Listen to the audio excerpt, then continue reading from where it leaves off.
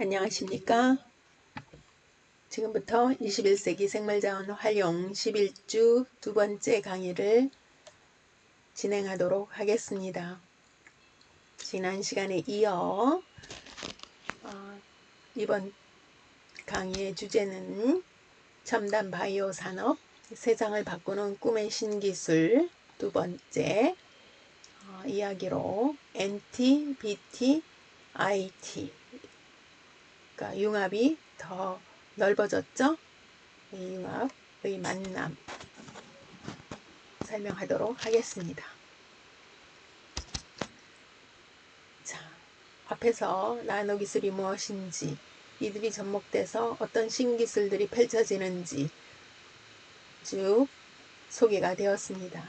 오늘은 특히 우리나라의 나노기술 관련 중점적으로 다뤄보도록 하겠습니다. 우리나라의 나노기술로 연구 개발되고 있거나 상용화를 앞둔 결과물들은 이미 앞에서도 외국 사례와 함께 몇 가지 소개된 바 있습니다. 이렇게 언급하였듯이 나노바이오가 만난 융합 신기술로 현대인들의 생활을 바꿀 첨단 소재의 개발은 물론 멀리는 생명 연장의 가능성도 점쳐지고 있습니다. 우리나라도 세계 나노 강국으로 발돋움하기 위하여 국가 차원에서의 대규모 투자를 하고 있습니다.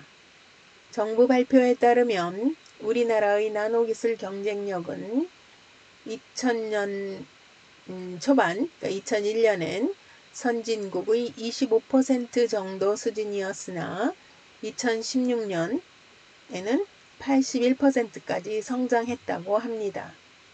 정부는 4차 산업혁명의 핵심 기술인 나노 기술에 약 6,700여 원이 되죠. 2018년에 투입하고 향후 2025년까지 미국의 경우 또는 다른 선진국 수준까지 올린다고 계획하에 미국의 92% 수준까지 끌어올려 나노기술의 경쟁력 확보에 주력하고 있습니다. 우리나라는 세계 4위 나노기술 경쟁력 보유국으로 알려져 있고 나노 분야의 특허는 세계 3위 수준으로 그 분야에서의 사업화 성과도 매년 증가하고 있는 추세입니다. 그 나노 분야의 특허는 1위가 미국, 2위가 일본, 그리고 우리나라는 3위로 비교적 활발하게 진행하고 있습니다. 나노기술은 나노 반도체와 같은 최첨단 기술 분야 및 화장품이나 의약품 등 일상으로 확산되어 전 분야의 변화를 주도하고 있습니다. 이미 신부가 같이 창출 산업의 필수적인 첨단 도구로 부상해 있습니다. 그리고 그 활용 사례들은 하루가 다르게 매체에 소개되고 있습니다. 그 사례들을 한번 살펴보도록 할 텐데 먼저 나노셀룰로스. 자, 친환경 나노 소재가 만드는 녹색 도시를 예를 들어보겠습니다. 새로이 관심을 받는 나노셀룰로스는 보통 셀룰로스 하면 나무가 주성분이죠. 그리고 섬유소로 되어 있는데 이 셀룰로스를 나노 수준으로 분해한 고분자 물질로 강철보다 5배 가볍고 강도는 높아 그리고 가열에도 팽창하지 않는다는 특징을 가지고 있다고 합니다. 식물성으로 셀룰로스는 당연히 식물성이죠. 식물성으로 친환경 오염물질이 없고 그러니까 식물성이고 친환경이고 오염물질이 없는 소재로 해조류에서도 추출이 가능해 나무를 베거나 산림 훼손의 염려가 없다는 것은 더할 나위 없는 좋은 장점으로 부각되고 있습니다. 다른 물질과의 결합력과 강도도 높아 뭐 센서, 연료전지, 건축자재, 강화재, 의공학, 신소재 등등으로 다양하게 활용할 수 있는 꿈의 소재로 지칭이 되고 있습니다. 기본 구조 또한 식물에서 유래한 단순한 당, 즉 셀룰로즈는 글루코스로부터 포도당으로부터 만들어지죠. 생체에 해가 없습니다. 자연분해될 수 있는 소재로. 그래서 의료 바이오 분야에도 쓸 수 있는데 약물 전달체, 이식 보조물, 피부 보습제 등등등 그 응용 가능성은 무궁무진하다고 전망하고 있습니다. 우리를 기쁘게 할 수 있는 나노셀룰로즈 활용 관련이 좋은 소식을 아직은 연구 단계에 있지만 그래도 소개해보고자 합니다. 자, 요즘 우리 생활의 일부가 돼버린 미세먼지 관련하여 그 저감 대책에 나노셀룰로즈가 중요한 역할을 할 수 있다는 것입니다. 초미세먼지란 그 particulate matter, 즉 입자 크기가 그러니까 PM2.5라고 표시하면 2.5 마이크론 이하의 아주 작은 입자들을 초미세먼지라고 하는데 이러한 초미세먼지 성분 중 가장 많은 것이 바로 이런 황산염이나 질산염과 같은 오염물질입니다. 그런데 나노셀룰로즈 섬유로 만든 필터는 이런 질산염, 황산염, 인산염과 같은 음이온성 오염물질을 흡착하는 성질을 가지고 있어서 이 소재를 이용한다면 안전하고 친환경적인 미세먼지 필터 마스크가 되지 않겠는가 하고 기대해 보기도 합니다. 현재 국립산림과학원에서는 2016년부터 나노셀룰로즈를 대량으로 생산하는 설비를 갖추고 나노셀룰로즈를 활용하는 융복합 기술을 연구 중이라고 합니다.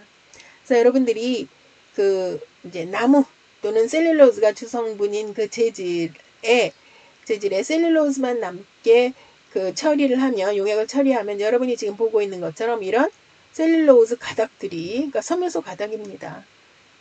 보이는데 이거를 나노 크기로 이제 그 기술을 이용해서 대량 생산하겠다는 것이죠. 그래서 나노셀룰로즈가 향후 뭐 여러 분야에서 응용될 수 있다는 것 연구 단계이긴 하지만 성공한다면 산업화에 성공한다면 그 응용 부위는 접목시킬 수 있는 것들이 많을 것이라는 이야기입니다. 또 화장품 업계에 나노 기술이 붐으로 당연히 접목이 되겠죠. 자, 화장품 시장 그것도 기능성 화장품 시장의 규모는 어마어마하죠. 전 세계적으로도 그렇고 이미 우리나라는 2000년대 초반에 4조 원을 넘어섰어요. 지금은 그보다 훨씬 많을 텐데 이렇게 이런 시장의 신기술을 이용한 기능성 제품 개발에 나노 이게 공법이 접목이 되어 훨씬 더 활성화되고 있다는 이야기입니다. 세계적으로 유명한 유럽의 화장품 회사들의 제품에도 뒤지지 않는 우리나라의 수출 효자 품목으로 산업의 근간이 되는 것 중에 하나가 화장품 산업이 되고 있습니다. 미래의 화장품 산업은 유효성과 안전성이 뛰어난 고기능성을 모토로 나노바이오의 응용이 앞으로도 적극 활용되어 진행될 것입니다. 그래서 뭐 이미 보이는 그 반전 립스틱해서 분명히 하얀색인데 발랐더니 빨간색이 된다든가 보이는 각도에 따라서 색조가 달리 나타나는 뭐 이런 섬유는 이미 나와 있고요. 넵타이드 그렇고 또는 알로에가 단순히 쓰이던 것에서 기능성이 접목돼서 새로운 보습용이라든가 기능성의 화장품으로 재탄생할 수 있어서 부가가치가 높은 제품이 나올 수 있다는 것이죠. 그래서 이 나노 기술은 화장품 업계에도 크게 핫토픽이 되고 있습니다. 21세기 들어서면 우리나라가 정진해야 할 10대 신기술들이 매년 발표되고 있습니다. 그 최근 몇 년간 중에 비교적 최근 거를 한번 요약해 보면 2016년에는 그 나노급 반도체 소재, 냄새 맡는 전자피부, 생분해성 브레인 센서, 지카 바이러스 진단 키트, 웨어러블 전자소자, 그래핀 혈당 측정 패치 등이 포함되어 있고요. 또 2017년대에는 요새 이제 바이러스로 문제가 많이 되는데 이런 인플루엔자, 독감 바이러스 감염을 막는 나노 구조체 개발이 눈에 띄는 주제 중에 하나였고 2018년도에는 우리나라를 빛낼 10대 나노기술 목록에 나노기술과 바이오기술이 접목되어 엄청난 시너지 효과를 내는 의미 있는 연구들이 포함되어 있습니다. 간단히 그 제목만 열거한다면 빛에 감응하는 나노 입자를 이용한 상처 치유 및 피부 접합 기술이라든가 또 나노 코팅된 인간 면역세포를 활용한 목적 생리물질 전달 기술이라든가 단백질을 모방한 3차원 금속 나노 입자 합성 기술 등등등 이건 그냥 듣기만 해도 됩니다. 이런 다양한 그 최신의 연구들이 나노 수준으로 지금 다가오고 있다는 얘기를 하려고 하는 것입니다. 이렇게 이제 의미 있는 나노 기술과 바이오 기술이 접목된 연구들을 언급하는 건데요. 또 세계적으로는 나노 기술의 동향으로 또 어떤 것들이 그때 발표가 됐느냐면 태양에너지 포착에 훨씬 효율적인 저비용의 실리콘 태양전지, 손상된 망막을 대체할 수 있는 인공 망막, 녹색 나노 기술로 모기 전염병 예방. 이 모기로 인해서 그 전 세계에 1년에도 수만 명씩 목숨을 잃고 하죠. 뭐 말라리아라든가 등등등. 이걸 나노 기술을 이용한다는 거죠. 친환경적. 그다음 바이오 센서용 나노 코팅 기판 개발로 소량의 시료로도 정밀 측정을 할 수 있는 경우. 항생제 과다 사용을 줄이는 나노 약물 전달 체계 개발한다든가. 그래서 기존 항생제의 10%만 사용해서 세균을 표적으로 삼아 감염 부위에 효과적으로 항생제가 전달할 수 있게끔 하는 것.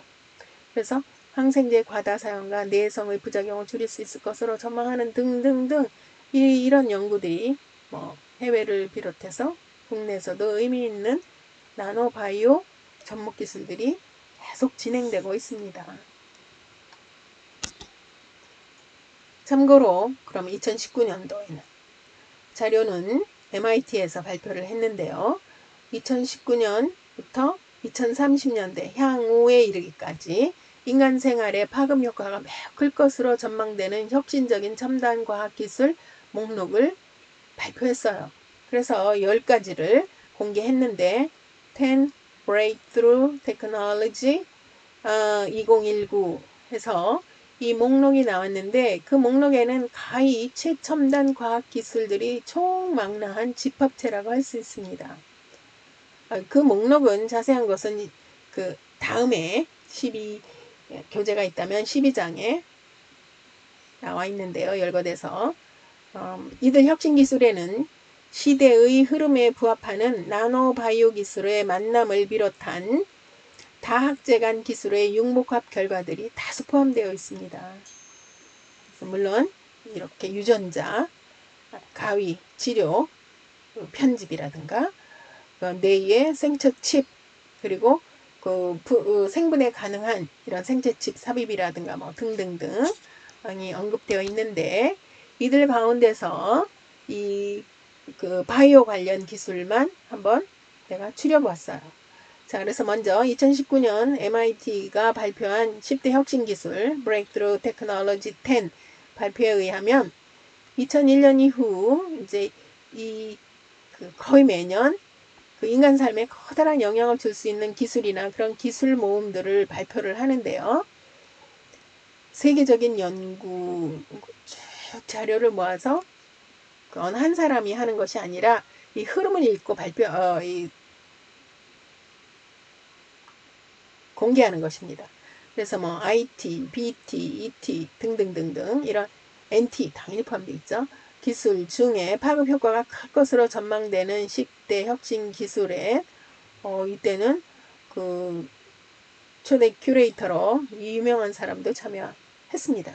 그래서 뭐라고 얘기했냐면 빌 게이츠는 삶의 양과 질을 동시에 향상시키는 것에 초점을 두었고 몇 년 후에는 뭐 우울증이라든가 또는 만성질환이라든가 이런 것들을 완화시키는 기술이 20년 후에는 웰빙에 중점을 둔 기술들이 나올 것이라고 예측을 한 바 있습니다.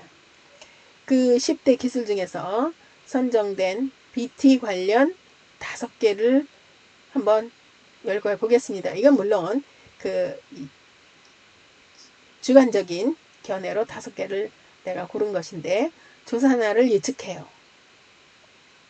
그 다음에 소형의 캡슐로 장기 검사를 할 수 있어요. 그 다음에 맞춤형 암 예방 백신을 개발해요. 그 다음에 인공육 햄버거를 만들어요.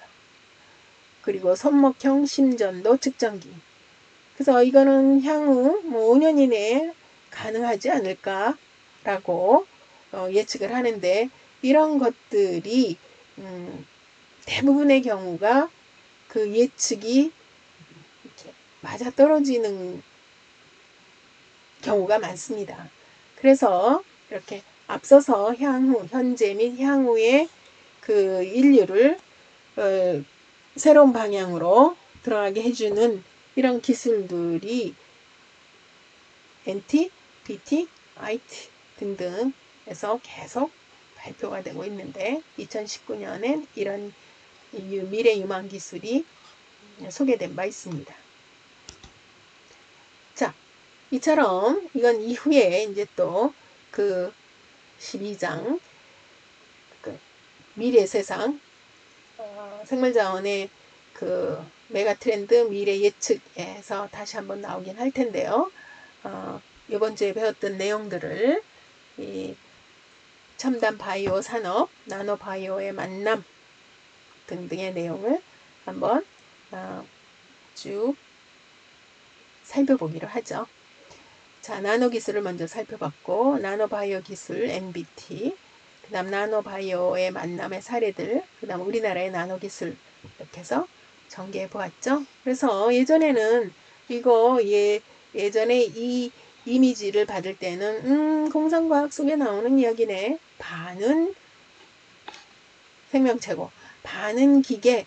근데 오늘날에는 바이오닉 맨이라든가 실제로 인체의 그러니까 장애를 가졌든가 또는 사고로 손상이 됐든가 하는 부위들이 이런 기기들이 이제 접목되면서 그 기능을 수행할 수 있게끔 가는 경우도 출현하고 있습니다. 극히 일부에 제한된 사례이긴 하지만 그래서 이런 방향으로 연구가 계속 그쪽도 활성화되고 있습니다. 자, 나노 기술. 아주 중요하죠. 나노라는 오늘날엔 나노를 빼놓고는 무엇을 과학을 언급할 수 없는데요. 나노란 다시 한번 난쟁이라는 뜻의 그리스어에서 온 단어로 10억분의 1 메타의 세계, 초미세의 극미의 세계로 머리카락의 10만 분의 1 수준. 여기서 파생된 말이 나노기술, 나노테크놀로지. 1980년대 중반에 출연했죠. 이 단어가 스위스의 노벨 물리학자들에 의해서 로어하고 위닝이 시작을 했고 가능해지면 원자나 분자도 조작이 가능하게 됩니다. 첨단 소재 개발에 핵심 기술이 되고 있고 원자나 분자가 일으키는 화학 반응을 추적해서 냄새를 인지할 수 있는 인공 코가 실험 연구 중에 있다는 것. 자, NBT. 그래서 나노 바이오 테크놀로지가 합친 NBT의 경우는 자연계의 생물학적 현상으로부터 공학적인 현상을 추출해서 응용하는 과정을 통해 나노기술과 바이오기술을 융합시킨 새로운 패러다임을 창출하려는 분야죠. 그래서 많은 것들이 실제 이루어지고 있는데 예로서는 바이오 센서, 바이러스와 같은 생체 분자 이런 것들을 조작하는 경우, 나노 캡슐을 이용해서 약물 전달 시스템, 또 나노 입자액을 이용한 치료제, 질병 치료용 나노 입자 개발, 신약 후보 물질 스크리닝, 그러니까 생체 삽입용 칩 개발 등등등이 그 이해들이 되겠습니다. 하여 예전에는 이렇게 젊었을 때는 동맥경화가 거의 없죠.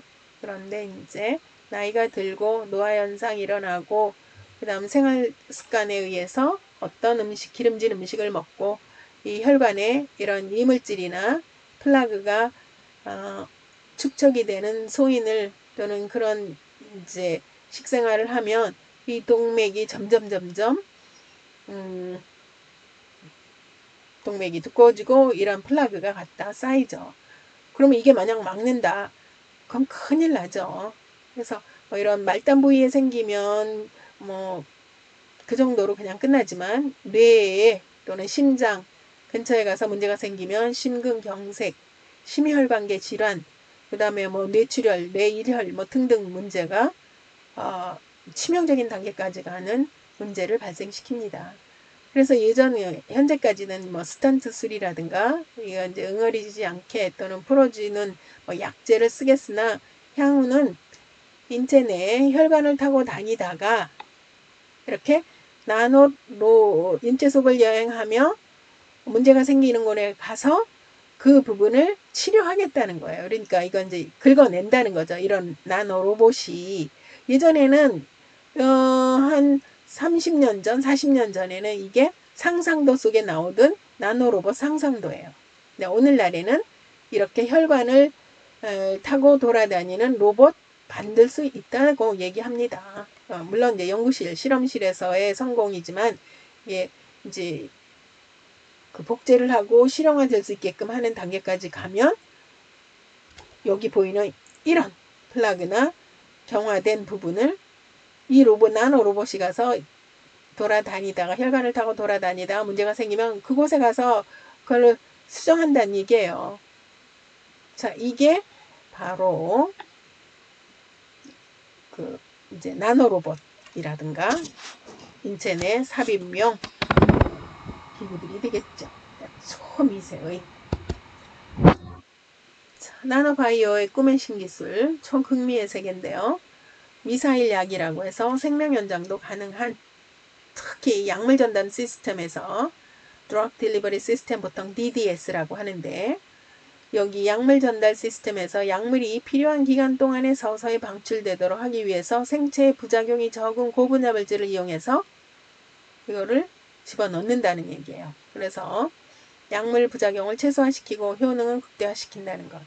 그리고 필요시에 알아서 지능형으로, 맞춤형으로 일정한 양의 약물을 필요한 만큼, 필요한 시간만큼 투여할 수 있게끔 알아서 한다는 얘기예요. 그 예 중에 하나가 암세포만 공격하는 항암요법이 되겠죠.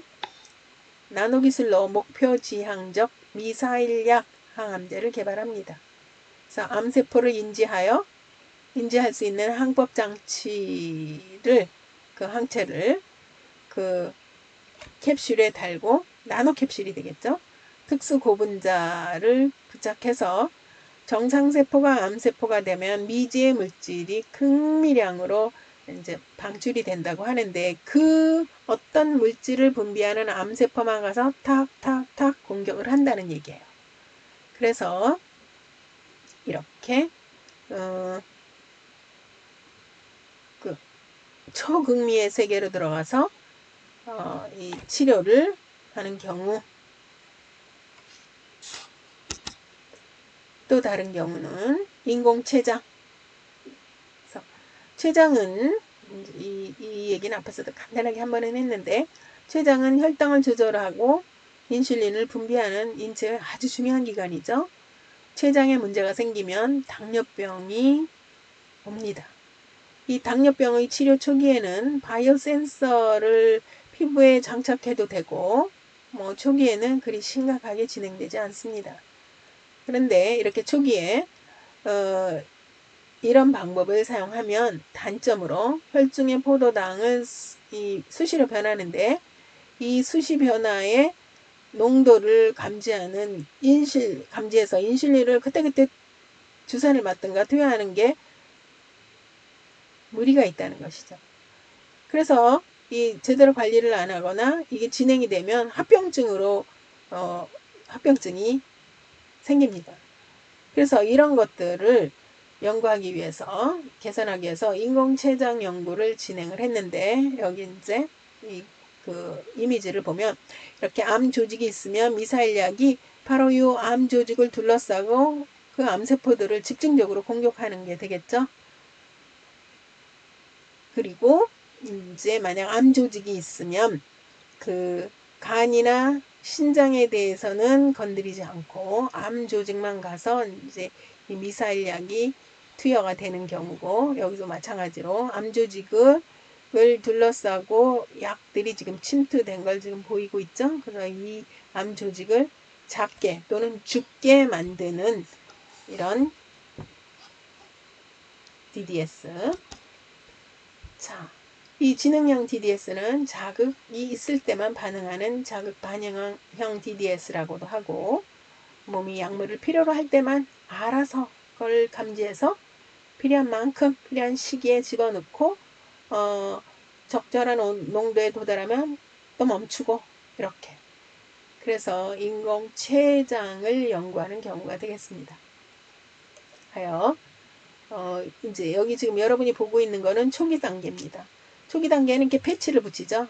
이거는 오늘날에는 GPS 달고 나노캡슐 속에 들어가서 맞춤형으로 가지만 예전에는 이런 멀미 치료제라든가 류마티스에 붙이는 이런 무릎에 붙이는 패치라든가 이런 것들이 뭐 말하자면 DDS의 초기 작품이라고 할 수 있겠죠. 근데 이제 현재는 그렇게 진일보해서 인공췌장의 개념으로도 이제 가고 있는데, 자, 그래서 혈관 내에 이렇게 인공췌장 세포를 만들어서 이렇게 막 속에 투입해서 혈관 내에 있어요. 인공췌장처럼. 그래서 인슐린을 분비하는지 포도당을 내보내야 하는 포도당을 감지해서 이렇게 하는 등등으로 간다는 것이 이제 인공췌장 연구가 되겠습니다. 근데 이것을 GPS를 달고 나노캡슐로 DDS로 한다는 것이죠. 자, 이처럼 뭐 여러 가지 측면에서 특히 인체 관련해서는 그러니까 치료라든가 기능성 관련으로 핵심 주제가 펼쳐지고 있습니다. 우리나라의 나노기술은 세계 5대 강국으로 발돋움하기 위해서 뭐 민간이나 정부 차원에서 부단히 노력 중에 있습니다. 이 나노기술은 신부가 같이 창출을 하는 산업으로 이런 산업의 첨단 도구로 나노기술이 급부상해 있고 대표적으로 나노반도체라든가 기능성 화장품이라든가 이런 그 의약품 등이 그 핵심 분야가 되고 있죠. 그래서 여기서처럼 잘 활용하면 황금의 손이 되어 있어 우리에게 효자가 될 수 있고 또 이런 나노 기술을 잘 쓰면 우리가 페트병 이거 환경 분해 안 되는 플라스틱이라고 이 문제가 심각해지는 것을 페트병에서 이런 그 섬유를 추출해서 활용할 수 있는 예를 든다면 이런 식으로 가면 갈 수 있다는 얘기죠. 부단히 노력하고 계속 새로운 기술을 찾아내면. 자, 국내 나노기술 산업화 사례를 한번 봅시다. 은나노 입자. 이건 벌써 조금 된 얘기인데요. 예전에는 은을 나노 수준으로 만들 수가 없었어요. 그래서 이제 그 활용을 못했는데 요즘은 모든 게 다 은나노 입자가 이런 전자제품에 접목이 됩니다. 그래서 은입자는 세균의 세포막을 터뜨리기 때문에 항균 효과가 탁월하다고 나와 있습니다. 이건 동의보감에도 언급이 되어 있는데요. 항균 효과가. 적은 양의 은으로 항균 효과가 뛰어난 제품을 개발할 수 있게 되어서 현재는 많이 활용이 되고 있어요. 예를 든다면 뭐 당연히 가전제품, 뭐 냉장고, 에어컨 할 것 없이 다 쓰이고 있고, 심지어는 젖병에. 그래서 아기들이 지금 면역력 어른보다 높다고는 할 수는 없는데, 이런 환경호르몬, 젖병에는 환경호르몬이 흐를 수 있거든요. 그래서 그렇다고 유리로 만들면 아기가 무거워서 못 들고, 당연히 어린 영아들은, 유아들은. 그러니까 이 젖병에 코팅을 나노은으로, 은나노 입자로 해서 환경호르몬이 로부터 인체를 보호할 수 있는 등 이런 책으로까지도 간다는 얘기예요. 그래서 다방면에 활용을 하고 있는데, 또 화장품 업계 뭐 나노 기술 접목된 건 뭐 당연한 얘기죠. 그래서 나노 기술을 이용해서 화장품을 개발하여 미백, 그러니까 기능성에 해당되죠. 미백 화장품, 자외선 차단 크림, 주름살 제거하는 로션, 보는 각도에 따라 여러 색을 내는 색조 화장품 등등등 기능성 화장품 개발에 접목되고 있습니다. 이 나노 기능성 제품의 원리는 보통의 입자보다 100배 이상 작아요. 작은 나노 입자. 그래서 나노 수준 10 내지 200 나노미터의 입자에 생리 활성 물질을 담아서 피부 조직에 침투시킨다는 제품을 개발하는 것이고, 그 나노 캡슐 안에는 기능성 성분 또는 영양 성분이 들어가 있어서 이 나노 캡슐이 인체에 들어가서 기능을 발휘하는 것이죠. 자, 이거는 예전에 발표된 거예요. 그럼 예전에 우리 지금은 뭐 계속 새로운 게 나오고 그 학기 끝부분에는 최신의 사례들이 이제 언급이 될 텐데, 자, 예전에 발표된 우리나라 21세기의 전진화, 그러니까 21세기 들어오면서 그러니까 꽤 됐다는 얘기죠. 10대 신기술을 이렇게 발표를 했어요. 그런데 이걸 보여주는 이유는 이때 이미 바이오 쪽에, 생물자원 쪽에 이 중요성을 인식하여 발표했는데 현재도 이게 핫토픽으로 되어 있고 진행되고 있고 향후에도 이게 간다는 얘기예요. 그래서 보면 여기에 나노바이오의 만남으로 엄청난 시너지 효과를 낼 중요한 부분들이 이미 예측이 돼서 그때 다 포함이 되어 있어요. 그래서 그 중에 하나가 생명복제, 하여 동물, 배아복제로 우량가축, 생체물질, 장기를 만드는 기술이라든가 신약 디자인, 단백질 구조를 연구하여 의약품을 빠르게 설계하는 기술, 또 바이오칩, 단백질 칩, DNA 칩, 뉴런 칩 등으로 질병이나 유전자를 분석하는 기술이 그 이전에, 그러니까 이 미래를 예측하는 그런 그 주제들이 전혀 이 그 향후 기술과 무관하지 않다는 거예요. 지난 시간에도 이야기했죠. 그 30년 전에 1990년도에 2020년에 나노 기술이 우리의 일상을 이렇게 할 것입니다라고 예측한 게 거의 다 맞아떨어진 이야기를 내가 강의에서 언급했잖아요. 마찬가지로 생명복제라든가 신약 디자인이라든가 바이오칩은 지금도 핫토픽이고 향후에도 계속 연구가 되는 이런 분야입니다. 하여 나노바이오의 만남은 현재도 향후에도 4차 산업혁명과 접목이 되어 더 발전할 수 있는 그러한 신기술 영역이 되겠습니다. 자, 앞에서 언급했던 그 인공췌장 이야기. 자, 이렇게 무한한 잠재력 뒤에는 밝은 면만 있을까요? 아닙니다. 명과 암이 있습니다. 항상 신기술 뒤에는 밝은 면이 있으면 그렇지 않은 면은 무엇인가를 같이 생각해야 합니다. 자, 꿈의 신기술로 무한한 잠재력을 가지고 있다는 것들 언급된 것으로 연구 개발된 게 무엇이 있느냐면 인체의 혈관 속을 순항하는 박테리아 로봇. 이 로봇은 프로펠러를 돌리면서 혈관 속을 돌아다니는 분자 모터를 가지고 있어요. 모터? 분자는 알겠는데 모터를 어떻게 만들어? 바로 그 모터가 있어야 모든 기계나 기구들이 작동을 하잖아요. 그러면 바이러스 크기로 폭이 8나노미터, 높이 200나노미터의 큰 아주 초극미의 분자 모터를 만들었는데 에너지는 어떻게 나오나요? 바로 세포는 생명활동으로 ATP라고 하는 에너지를 만들어냅니다. 세포 수준에서. 그걸 갖다 쓰겠다는 얘기예요. 그래서 1초에 몇 번 회전하는 등 하여 분자 모터를 만들어서 혈관 속을 돌아다니다가 문제가 있는 곳에 가서 치료를 하고 수선을 하겠다는 것이죠. 그래서 분자나 원자를 직접 주무르는 극미세 신기술은 무한한 가능성을 가지고 있고 이제 그런 희망적이긴 하나 실제로 극미세 로봇이 쓰이려면 요 하나를 가지고 혈관을 언제 긁어냅니까? 동맥경화 같은 경우. 그래서 자기 복제가 일어나야 돼요. 그래서 자기 복제가 일어나야 되는데 실제로 복제도 할 수 있다고 합니다.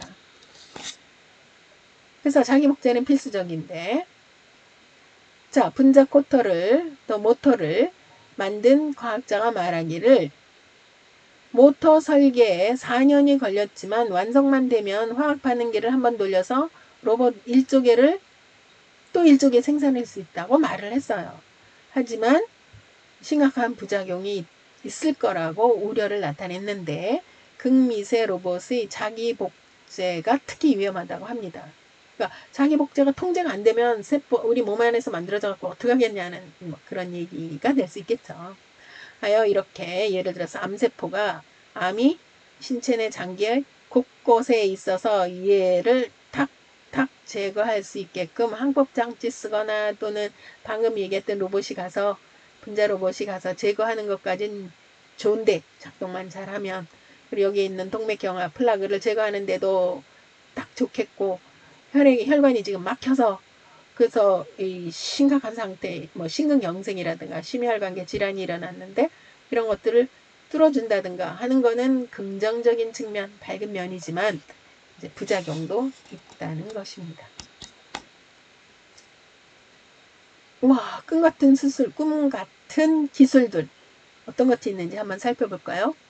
혈관 찌꺼기를 제거하는 미세 수술이라든가 극소수 분자를 감지하는 센서가 있어요. 그래서 지뢰를 탐지해서 요즘은 그러니까 이 분쟁 지역에 그 지뢰가 매살되어 있다가 분쟁이 끝나면 그냥 다 가버리면 그 묻어놓았던 지뢰 제거하는데 엄청난 뭐 비용과 인력과 이런 거 등등 있으니까 그냥 방치하는 경우도 있어요. 그래서 무고한 시민들, 어린아이들이 놀다가 지뢰 밟아서 큰 사고가 일어나는 등등등 이런 거를 지뢰를 탐지할 수 있는 감지 센서 또는 로봇, 곤충 로봇도 마찬가지인데 만들어서 그렇게 가겠다고 하고 있습니다. 분자, 그러니까 그 지뢰에 들어가는 화학 물질을 TNT 같은 거, 다이너마이트에 들어가는 뭐 이런 물질들을 감지해서 그 분자가 있으면 이 탐지를 해서 이제 터트리는 이렇게 가면 인체 사람들이 가서 작업하지 않아도 되잖아. 이론적으로. 그다음 세탁하지 않아도 되는 청정옷감, 강철보다 강한 거미줄, 그래서 우주선 또는 우주 엘리베이터, 향후 미래의 세상에 이제 우주로 가려면 우주 정거장. 보이지 않게 몸을 둘러싸면서 환경오염을 경고하는 투명 보디가드 나노 센서가 장착이 됩니다. 총알이 통과하지 못하고 독가스를 감지하면 마스크가 짜잔 하고 나오는 방탄복, 또 옷 속에 숨어 있는 입는 컴퓨터, 뭐 7번 같은 경우는 이미 뭐 웨어러블 컴퓨터에서 나오기도 했고 하는데 이거보다 더 진행이 된 거겠죠. 뭐 이런 식으로 어떤 거는 실행이 된 것도 있고 꿈같이 우리 앞에 다가올 이런 기술들 무한한 잠재력을 가지고 있어요. 그래서 뭐 이런 막대형 인공 심폐기능이라든가 또는 이런 인체 내의 암세포라든가 이런 플라그 같은 걸 제거하는 이런 미세 수술 같은 것들을 신기술을 이용해서 하는 경우인데 이런 것들 잠재력 뒤에는 위험성이 도사리고 있죠. NTBT 이 나노바이오 또는 IT의 접목에는 위험성이 항상 도사리고 있을 수 있다는 것.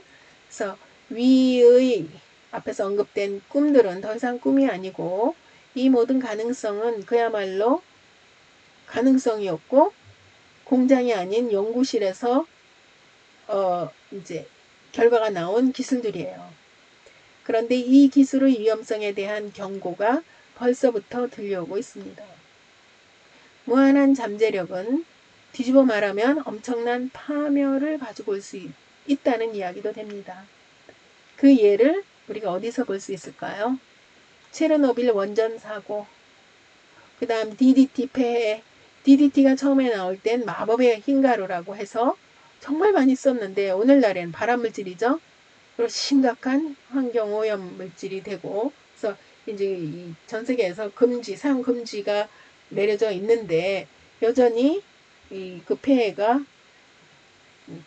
나오고 있고, 잘못된 유전자 조작 등등등 이런 것들이 그 판도라 상자의 비유가 돼서 열어보지 않으면 모른다는 얘기예요.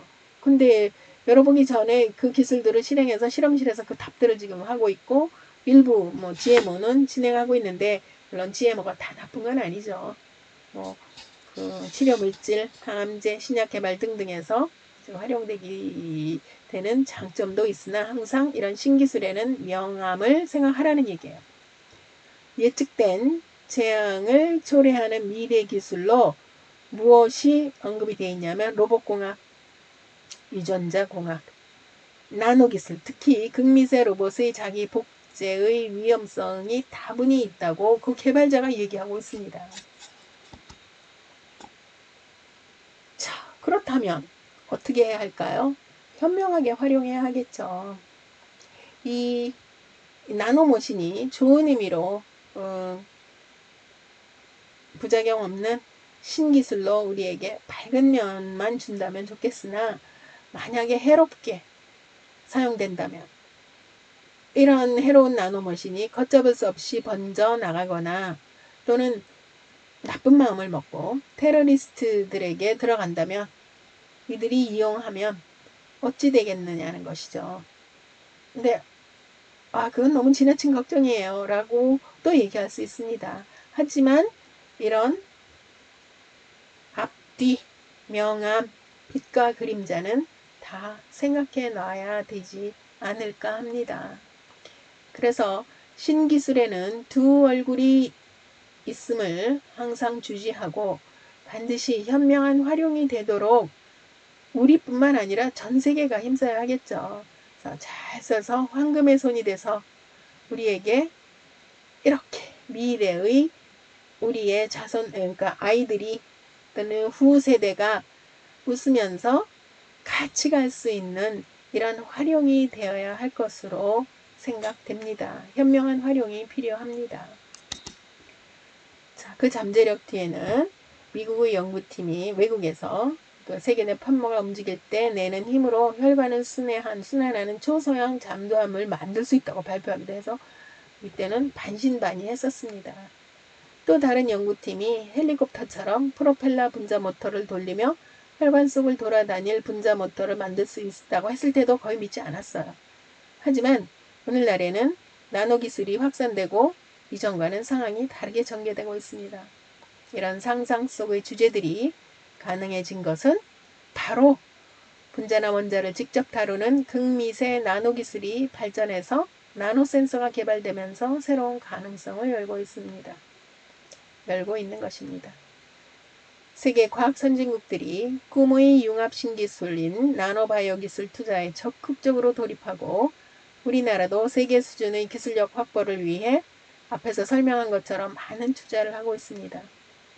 나노 기술의 진화는 나노 구조나 그 기술을 이용한 것으로 차원 높은 작업을 수행할 수 있고 기술의 진화로 많은 분야가 크게 업그레이드 될 것으로 예상합니다. 하지만 아직은 연구실용 기술이고 그런 경우가 많고 실용화에는 시간이 더 소요될 수 있습니다. 이런 전망과 함께 인지하고 있어야 할 것이 또 하나 있는데 그것은 그 융합기술의 위험성에 대한 경고라는 것, 그리고 이런 그 기술 활용의 장밋빛 잠재력 뒤에는 부정적인 결과가 올 수 있음을 앞에 체르노빌 원전 사고, 베트남 전쟁의 고엽제, DDT죠. 이 마법의 가루에서 발암물질로 전락한 DDT, 또 판도라 상자에 비유되는 일부 유전자 변형 등을 빗대어서 생각할 수 있습니다. 그리고 놀랍게도 재앙을 불러올 수 있는 미래의 기술로 앞에 언급된 이 세 가지, 특히 개발자가 그러한 얘기를 했다는 건 아주 의미심장한 일이죠. 그래서 문제가 되는 것. 또 다른 예는 어디에 있나요? 한때 기적의 광물로 찬사를 받던 게 아스베스토스 성면입니다. 오늘날은 폐 흡입 시 폐암 및 각종 질병을 유발할 수 있는 유발원이 된다고 큰 문제가 되는 것처럼 바로 이런 나노 입자가 인체에 유해하지 않다고 확신할 수 없기 때문입니다. 그래서 다시 한번 기울지 모르지만 새로운 기술에는 양면성이 도사리고 있다는 것 주시하고 현명하게 활용하도록 우리 모두 힘써야 할 것입니다. 이상으로 그 첨단의 바이오 산업, 세상을 바꾸는 꿈의 신기술은 파트 2에서 NTBT, IT의 만남과 신기술의 양면성 관련한 강의를 진행하였습니다. 이상으로 21세기 생물자원 활용 11주 두 번째 강의를 마치도록 하겠습니다.